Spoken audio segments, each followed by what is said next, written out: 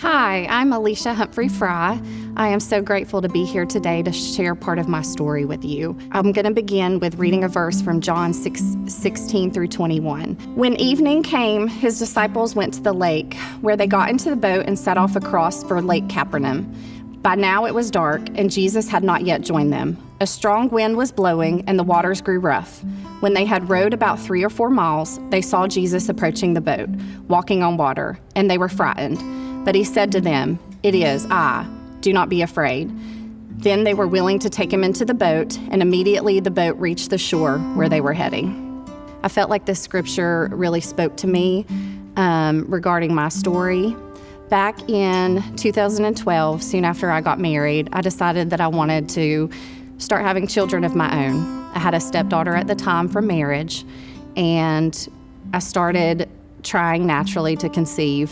When I wasn't able to get pregnant, I needed to go to the doctor, and I was found to have severe endometriosis, which causes a lot of fertility issues. They immediately started me on fertility treatments, daily shots, pills, and then found out that I needed to have a surgery. So I went in for surgery. At that time, the doctor told me that I had one of the most severe cases that they had ever seen. She proceeded to say that I may not ever be able to birth one of my own children on my own. I tried for months and months, each time getting no, taking pregnancy test after pregnancy test, only to be disappointed. I started on IUI treatments with my fertility specialist, and again, the same thing. Month after month with devastation, getting the phone call, hearing the news, "No, you're not pregnant. No, you're not pregnant." A few weeks later, after my last IUI, I got a phone call from the nurse, and she said my HCG levels were elevated. This is a sign of pregnancy. So I just waited. I waited a couple more weeks, went back into my doctor's office to follow up, and in fact, she said that I was pregnant. How amazing I was pregnant. I went from the fear of not being able to even have children to the fear of, oh my goodness, what if something happens? Now I have this baby growing inside me, and I've been told that I don't necessarily have the body to be able to make this work. So I was terrified. On November 1st of 2013, I gave birth to a healthy baby boy named Easton Stark Fry. I thought this was going to be my only child that I would be able to have, so I named him after me. Everybody calls me E, so he's just named E's son. I was so blessed at this time. I went in and talked with my doctor, and she said if I wanted to have another opportunity to have another child, which I did. I've always wanted a big family. She said, "You need to do it now." So I settled in with the baby, and soon after started back on fertility treatments. My first IUI treatment, I got the phone call saying, "You're pregnant." What an amazing gift that I was given. On May 23rd, 2015, I had my second son, Emerson Cale Fry. What a blessing. At work one day, I was driving down the road not much later, and I became really sick one day. I started into the doctor's office, just my primary care, and the nurse came in. I went through just the regular blood draws. I didn't know what was going on. The nurse came in and she said, "Honey, you're pregnant." And I looked at her and I said, "There's no way I'm pregnant. I hardly have any ovaries left." The doctor said I was never going to be able to have any more children. At this time, I was in shock. So I left the office that day. It took me 2 weeks to tell the father. It took me more than that to digest. I cried for weeks. I didn't know what was going to happen. So I was terrified. And about 4 months into the pregnancy, I still hadn't told family or friends. I was sitting on my couch at home, and I got a phone call saying, "Ellisha, there's a 1 in 10 chance that your child has Down syndrome." I felt like this was a godsend. To be pregnant, naturally conceived, when both of my other children were IUIs, and then to get the phone call, "Your child may be born with Down syndrome." Soon after, I went into my OB doctor and just sat and had a conversation with her. And she said, "We can do some further testing. We need to get you into a high-risk doctor." And I went in, I did the NIPT blood test. That came back 9 out of 10 chance, I believe, for my child to be born with Down syndrome. They said they could tell me the sex of the baby. At that time, I didn't want to know. I felt like I had so much information I needed to download, and I was still in shock that I wasn't ready to learn if it was a boy or a girl. So I went in for my first high-risk appointment at this time and talked to the doctor. And he came in. I did not know him. I had never met him.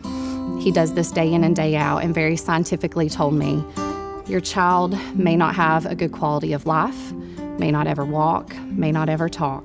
Your child most likely will be born with Down syndrome. We can do an amniocentesis testing, but this may send you into labor. This also could risk the life of your child. We also have the option for abortion. My heart dropped, my stomach dropped at this time. This was so hard to digest. I didn't know what to think. I was alone in my appointment, and I just sat there. Went back to the doctor a few weeks later, and I told him I was ready to learn the sex of my baby. And at that time, I had it sealed in an envelope, the ultrasound sealed in an envelope. I took it to a friend, and she filled some spray cans up, some silly string spray cans up for me. And we went home as a family and shot each other with silly string, and we found out that I was going to be blessed with a little boy, another little boy in our family. Fast forward, I was throwing around names, and I just couldn't come up with a name that just felt right for this precious little godsend. And I felt like God had gifted me with this pregnancy that I shouldn't have even been able to experience. And I went to bed one night, I laid down, and I'll never forget the feeling I had. I woke up in the middle of the night and I heard a voice, and God came to me in the middle of the night and said, you will name this child Elite. He is named Elite Chance Fry.